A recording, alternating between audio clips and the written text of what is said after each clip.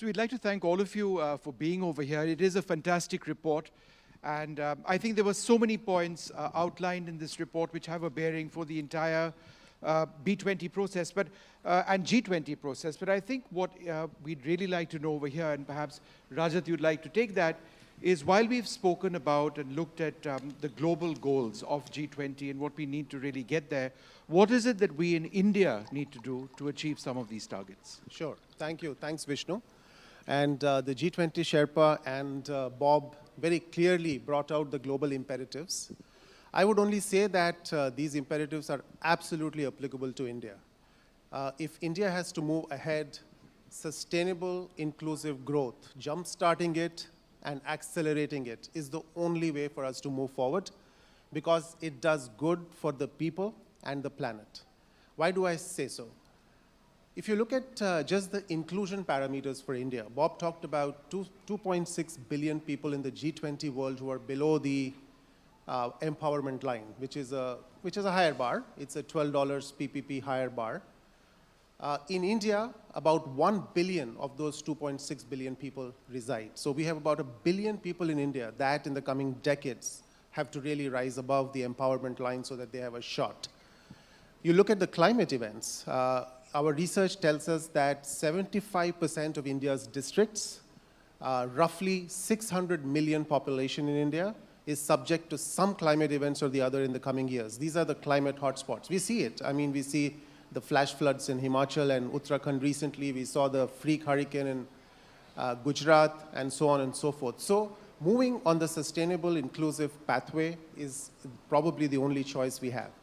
Now, what kind of goals can we set? Bob talked about the goals towards 2047, 2050, which would be 100 years when for India's nationhood. I would actually say let's also look at the next 10 years, because these 10 years are the years for us to deliver escape velocity towards the 2047 goals. And I would call out 2 goals for the next 10 years. Goal number 1 is we halve the intensity of carbon emissions as a fraction of GDP in India. Today we emit about 3 gigatons of CO2 equivalent for about a 3.5 to 4 trillion economy. Is there a way we can maintain at 3 as we double the economy in the next 7 to 10 years? So that's sort of one goal. The other is a large part of these billion strong population that is below the empowerment line, we try to push above the empowerment line. These goals, are they achievable? Probably yes. What would it take for us to deliver on these goals? I would say 2 things. Firstly, tremendous amount of capital requirement. So the 56 trillion number that Bob talked about for the G20 economies is about 11 trillion for India, roughly split half and half between the inclusion goal and the climate goal, 5.5 each. What would it take for us to get 11 trillion worth of additional capital spending on the table? Again, it comes to 2 imperatives. Let's drive growth as much as possible, because growth would put money on the table. It completes the system.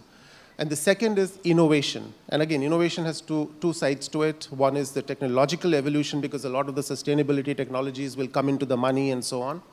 But on the other side, just pure business innovation on the back of digital and so on. We have seen how the entire digital stack in India has helped raise the inclusiveness quotient substantially. So innovation of both kinds, along with growth, will take us quite a lot of the distance, and as Bob called out, not the full distance.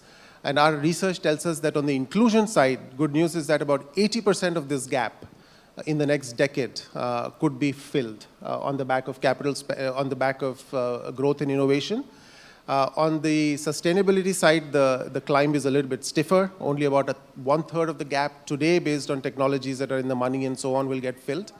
But there is hope. I think it's a uniquely challenging pathway ahead of us, but we are ready for the challenge.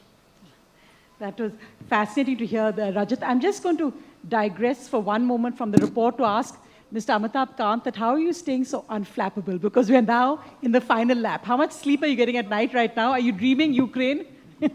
Well, I'm sleeping really well now, so it doesn't bother me because we put the developmental agenda on the forefront. We are not responsible for the Ukraine war at all. So we keep it at the back.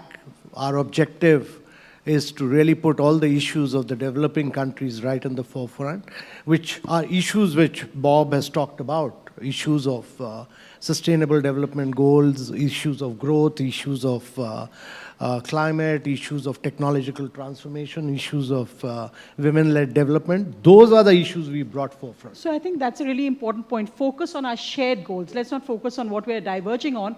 And given that, what do you think are the shared goals the economies of the G20 currently share? What can we converge on, which is really the top 3 action points you'd like to see after this?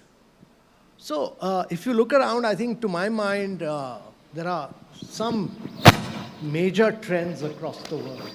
And first of which is the digital transformation taking place in the world. And that digital transformation is moving away from the kind of innovation which big tech had done in America and Europe. So you've seen innovation coming out of Google, Meta, Amazon, Apple, and in China you saw it out of Tencent and Alibaba. What India has demonstrated is that you could create public interest layers on top of which private sector innovates. And you have open source, open API, interoperable model, and that is what we've driven across. And to my mind, in India's case, the data is owned by the citizens. So this is the model for the world. There is no other model for the world. So that digital transformation which is taking place will be one where the digital empowerment of data to the citizens will be critical. Models will be based on open source, open API, and interoperability, which will allow much more innovation to take place. And that is what is happening now. So that's one digital transformation which is taking place in the world.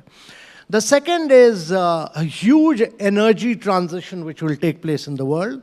The world will move from fossil fuel to clean fuels. And that is imperative for the world, to my mind. There'll be a just energy transition in the world. We in India have done about 185 gigawatt of clean energy. We are from renewable, we are now cracking water to produce green hydrogen. We import 200 billion worth of fossil fuel. Our objective is that by 2047, we should be an exporter of clean energy rather than an importer of fossil fuel energy. And that is what we are driving today. The third trend, to my mind, which is taking place across the world, is that growth is shifting. You know, in 2008, when G20 started, developed world had about close to 70% of the GDP. The developing countries had just about 28. If you look at today, the share of the developed world has come down very radically, and the share of developing countries has gone up very substantially. So the global south role has enhanced very substantially. And if, as I said, IMF says this year 80% of the global growth is going to come from global south, and next 2 decades, global south will be the key driver of growth. Then you need resources to flow into the global south to drive growth. These are 3 clear, distinct transitions taking place in the world, and everybody must be clear that these are trends which will drive corporates. These are trends which will drive countries.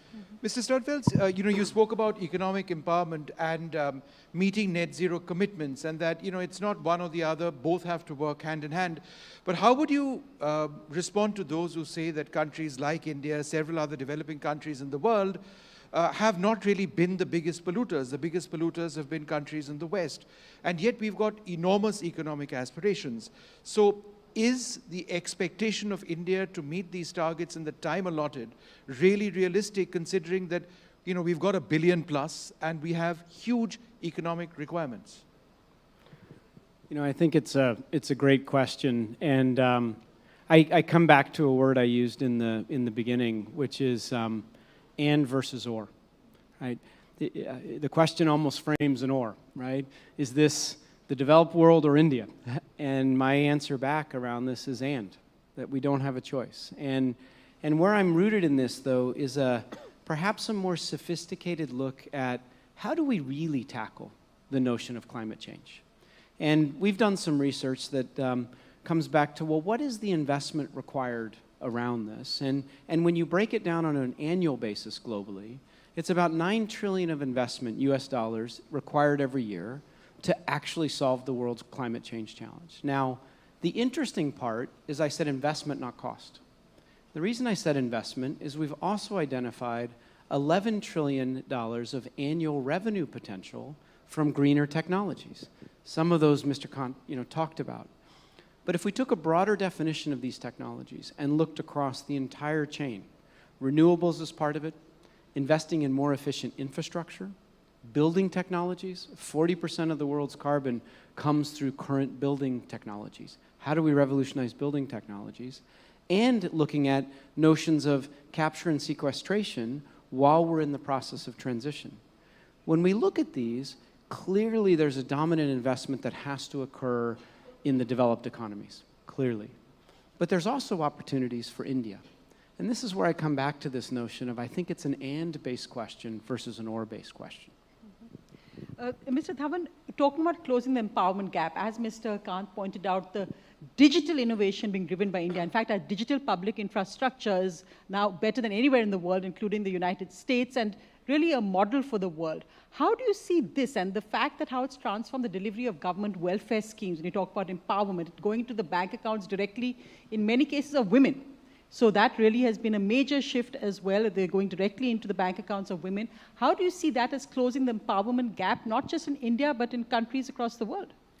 No, it has been, India has really innovated on creating a digital public infrastructure stack that is just benchmark, right? And I think even countries in the developed world are now wanting to learn from India's journey over the last 10 years. And particularly between sustainability and inclusion, particularly the impact of this digital infrastructure on the inclusion goals has been superb.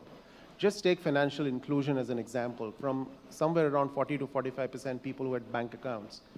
Today, that number is closer to 85%, just on the back of the ability of the UID, the Aadhaar, to provide all the KYC requirements and so on, right? So, look, and the financial inclusion starts to change the game. Again, going back to Bob's point, it's not just about survival, but somebody who has a shot at social mobility and going up. And once you have the financial inclusion sorted out, you have optionality on the table, vis-a-vis nutrition, vis-a-vis healthcare, vis-a-vis education, and so on and so forth.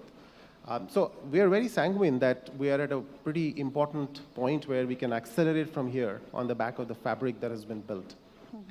Mr. Kant, one last question to you as we start wrapping this up.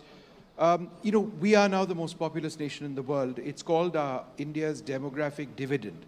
But that dividend only starts paying rewards if we can reskill and upskill and generate jobs. As you look at 2047 and our targets over there, how important is it for us to work on reskilling and employment through that prism? Very important. I think important thing is for India to grow at about 8 to 9% plus for the next 3 decades, year after year, year after year. 3 decades is important because several other countries have done it for 3 decades, and that's critical. And that means that India needs to fire on all cylinders, not just services. We need to become a manufacturing nation to create jobs. We need to enhance our agricultural productivity.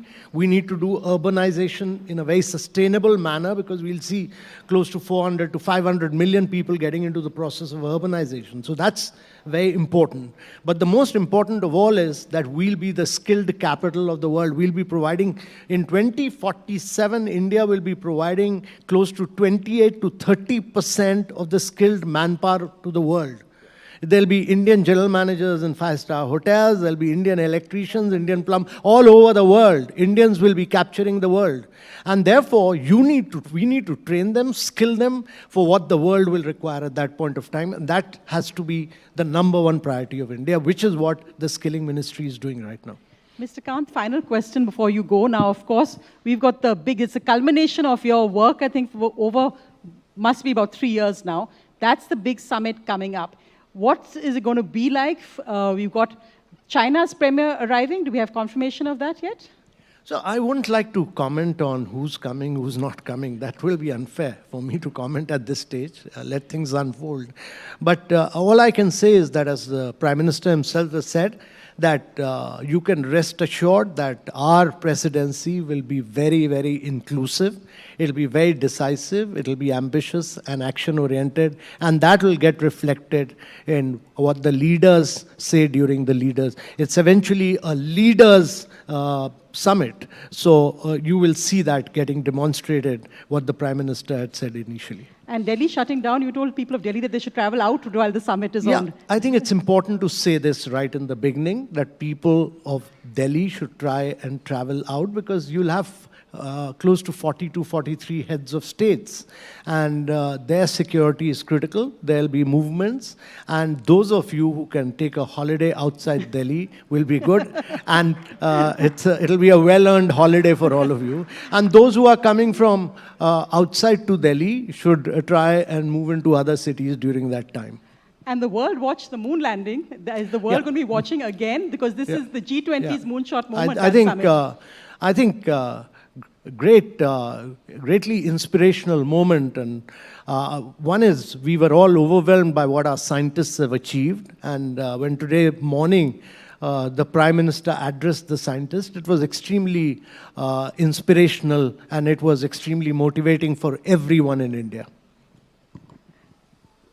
All right, well, thank you so much for being with us. It's a truly spectacular report, because it covers so much, in its canvas and its scope, and hopefully going forward, well beyond this G20 session, we'll have a lot to think about. Thank you very much indeed.